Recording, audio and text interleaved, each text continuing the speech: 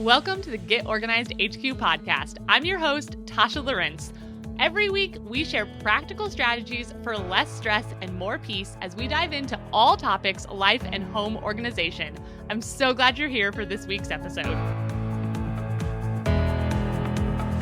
So if you've done very much decluttering, then you're probably used to the really classic before and after, the dramatic transformation of a space whenever you get a ton of stuff out of that space. But today I want to talk about, what do you do when you've put in a bunch of time and effort to declutter a space and you don't see that visual progress? What does that mean? How do you work through that? And actually, I wanted to talk about this because I actually had that experience recently. So if you've ever experienced that, then this episode is definitely for you. And even if you haven't run into that yet, I'd encourage you to tune in because I think this is something that pretty much everyone is going to encounter from time to time as they work through decluttering their spaces. And it is not a sign of failure, but it can really catch you by surprise and be kind of discouraging when it happens. All right, so here's what happened in my situation. I was decluttering my office shelves. So I know a lot of you are listening to this on audio only, but if you happen to be watching it on the Get Organized HQ podcast YouTube channel, yes, I am talking about those shelves right behind me with all of the baskets on them and the little wooden labels. And I knew that those baskets had gotten kind of stuffed full of stuff. And so a couple weeks ago, I sat down and I just went through and decluttered. I got rid of a bunch of cords and cables. Cords and cables in the 21st century, these are a struggle because you feel like you need to keep all of them because you don't know what they go to. And you might need them someday. But I haven't used them in I don't know when. And so I finally got rid of a bunch of them. And I also realized I don't need nearly as many backup cords as I think I do. We need the phone chargers, but I do not need 7 different USB to mini USB chargers. We're not charging that many things on mini USB. And so I finally decluttered some things like that and all sorts of other things that I was ready to either trash or donate and get rid of. And here's the thing.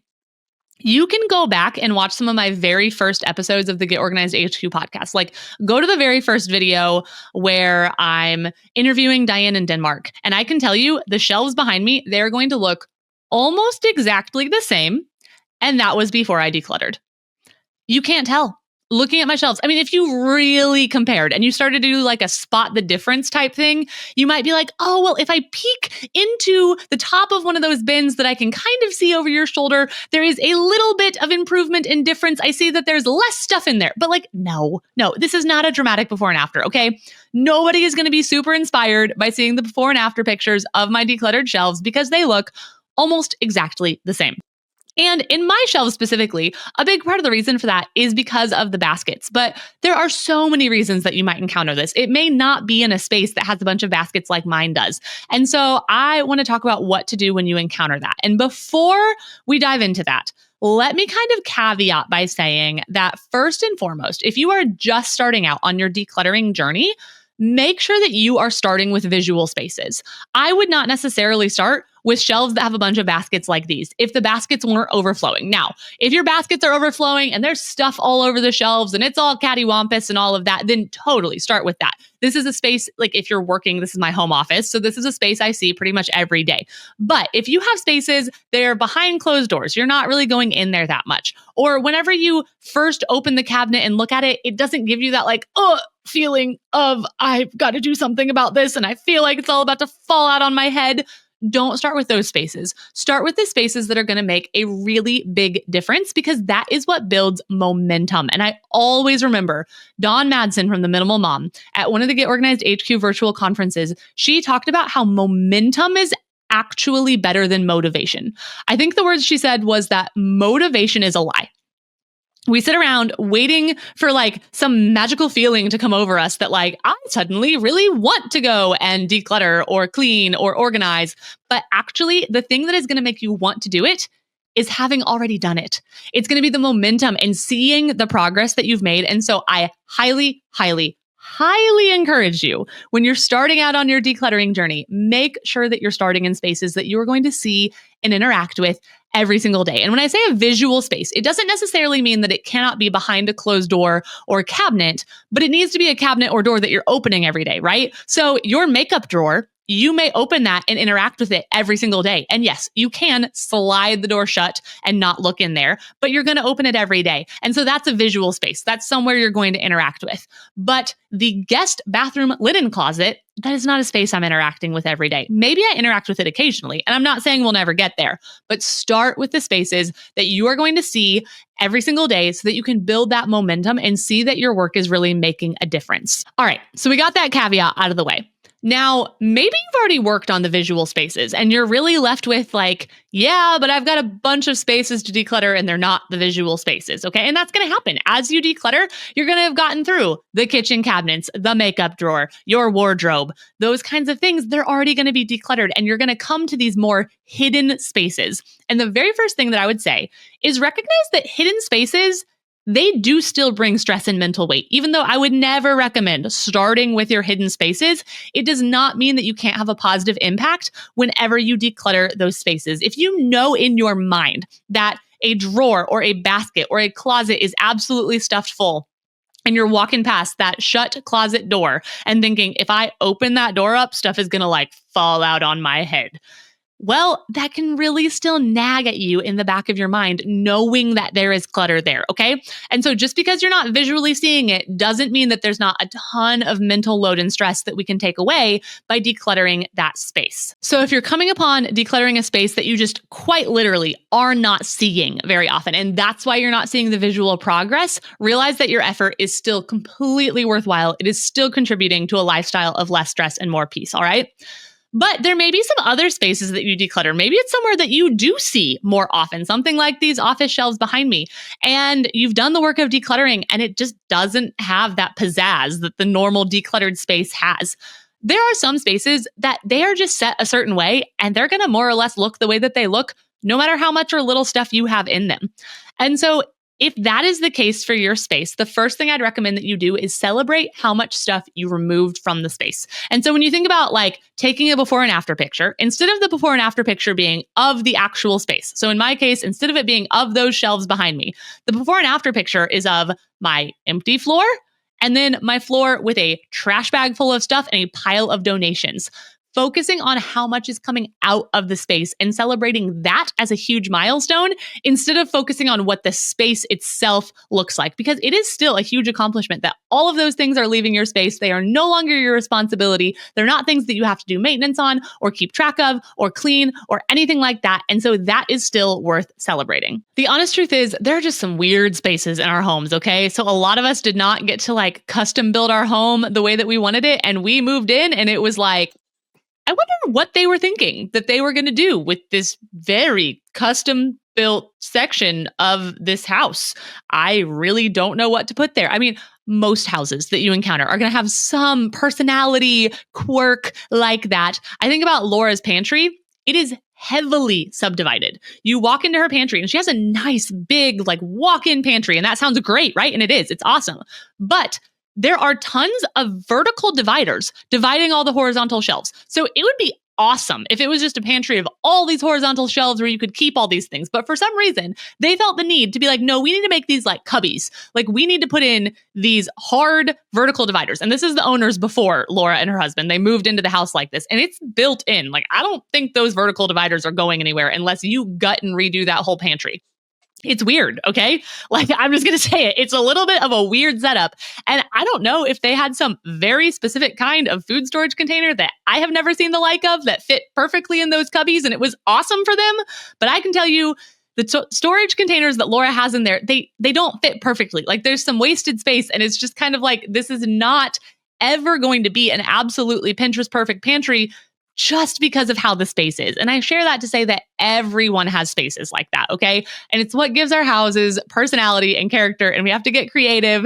And the other thing that you can do in that case is just take a look and see if there's anything that you can do to the space. Anything at all. Is it looking really dark and cramped? Could you just paint it a lighter color? Could you put less baskets in there? So if it's a space that just the way it's designed, it's gonna look cluttered, you might need to have even fewer things in that space in order to get that feel of a really uncluttered space. Just trying to think outside the box. Is there anything design-wise or visually that you can do to make you like the space more? Now, another reason that you might not see visual progress while you're decluttering is it is actually possible that you will encounter some spaces and there's not going to be a lot to remove from the space. And this is just kind of the nature of living, right? I think everyone has certain things that they lean more into, just acquiring more things or just different life circumstances that cause them to have more things in certain categories than in others.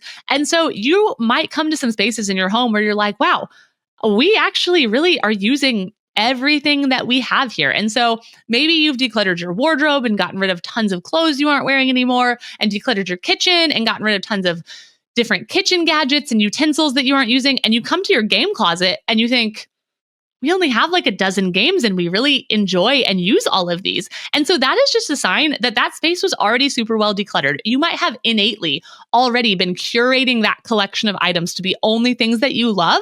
And that is awesome. But it can actually kind of come as a surprise whenever you've been doing all this work of decluttering and you're used to decluttering tons and tons of stuff. And you're like, wow, there's like 3 things to remove from this space. But that is still worth celebrating, saying, oh, wow, that was a really quick win. And that space is done because we're actually using the things that are in that space.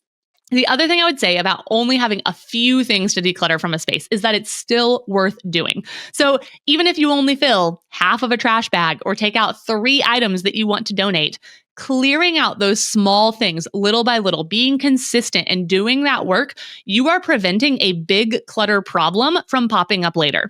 So it's still worth it to do that work of decluttering, even if there's not tons and tons of stuff to take out of the space, because that's how you prevent tons and tons of clutter down the road, is by continually making sure that you only have the things you truly want and love in that space. Now, this next one can be really frustrating because it is very possible that you've gone through a space, you've decluttered, you use everything, you need everything that is left in the space, but it still feels cramped. This is where I'd encourage you to start thinking outside the box. Is there anything else that you could do with the things in that space? So I'll tell you that for my kitchen and my pantry, I just have like cabinets as my pantry. And I don't have enough space to be able to keep all of the bulk food items that I would like to keep. And so some things, they go out in a cabinet that was already there in our garage. It's just like a random cabinet. I have no idea what was stored in it before we moved into this house, but it's right by the door to the garage. And so if it's something that would be safe to keep in the garage, I put it out there in that cabinet, and it keeps it from cluttering up and making my inside kitchen pantry space feel really cramped. I could probably manage if I had to put it all in the house, but it would be really cramped. I would not have the breathing room that I wanted. And so starting to look outside the box and say, where else could I keep this kind of thing?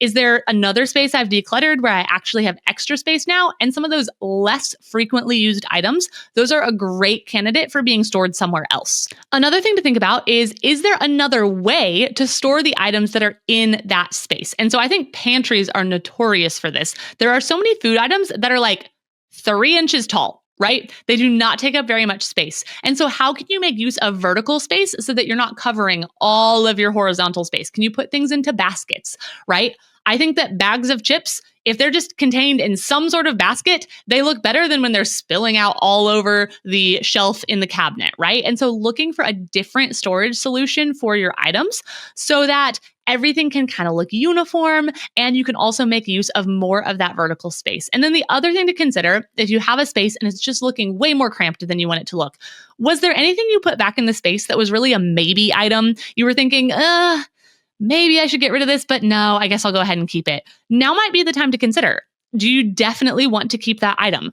If you get rid of a few more things, it might free up some more space. And so that might be really good motivation for going ahead and decluttering a few more items if there were some things you were on the fence about anyway. There's no right or wrong when it comes to that. You don't have to get rid of more things just because a space is feeling more cramped and cluttered than you would like for it to be. But I think just realizing that you have that as an option, you could kind of do a second glance through and see if there's anything else you want to take out of the space. Because if you're in this situation, it probably means you want that decluttered space. You want the breathing room in your spaces. And so that might be motivation for you to declutter a few more items. So I know this has been a little bit of a shorter episode this week, but it is really just important to remember that decluttering is not always going to bring that dramatic before and after of visual progress. Sometimes it does. It's awesome when it does. Those are really exciting moments. But if it's not bringing you the visual progress you were expecting, it does not mean that you did it wrong. It might just be the nature of the space, and it may require you really getting creative and thinking outside the box to make the space into something that you love. And I just want to wrap up by saying that it is absolutely still worth it to declutter those spaces, even if you're not seeing the visual progress. Like I said before, you are preventing clutter overwhelm down the road, and that is a huge win. And something that you will probably notice as time goes on, the more you declutter, the less dramatic your before and afters are going to be. And so I've said it many times. I've said it on this podcast. I will say it again. Decluttering is iterative. It's something that you're going to come back to over and over again. But that next time that you come back and declutter the same space, there is going to be less stuff to take out of the space. And 5 years down the road, when you're coming back to that space a third time, there's probably going to be even less stuff to take out of that space. But things are constantly coming into our homes, right? We're always managing inventory of what's in our homes. And so my guess is most of the time when you go to declutter a space, there's something there to declutter. I have surprised myself so many times. Condiments in the kitchen door, they shock me all the time. I will think there is no way that there is a single expired condiment in the kitchen door. I declutter those all the time. There's an expired condiment there. If I didn't declutter that fridge shelf like last week, there's something there that's expired and it's going to take me by surprise. But that is how you prevent it from becoming a big problem down the road. And so it's totally worth it. Don't become discouraged if you're not seeing huge visual progress. Trust the process. Trust that you are now doing the work of maintaining your spaces and keeping them decluttered for the long haul. And that is really good work. And you are protecting your peace and the peace in your home by doing that. So keep up the great work, and I'll see you next time.